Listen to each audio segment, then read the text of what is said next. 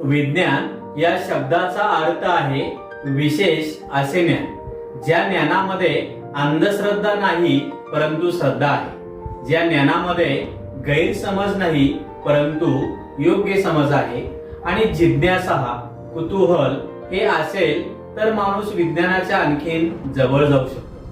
एकदा James watt नावाचे एक शास्त्रज्ञ त्यांच्या लहानपणी त्यांच्या खोलीमध्ये अभ्यास करत बसले होते आणि त्याच खोलीमध्ये एका स्टोव्हवर एक पाण्याचं पातेलं तापत होतं आणि त्या पाण्याच्या पातेल्यावर एक झाकण ठेवलं होतं। काही वेळानंतर ते पातेलं त्या ठिकाणी हलू लागलं किंवा त्याचा आवाज येऊ लागला आणि जेम्स वेट यांनी पाहिलं की या पातेल्यामध्ये नक्कीच काहीतरी असणार आहे, त्यामुळेच हे पातेलं किंवा त्याचं जे झाकण आहे त्याचा आवाज येतो आहे, ते झाकण हलतंय।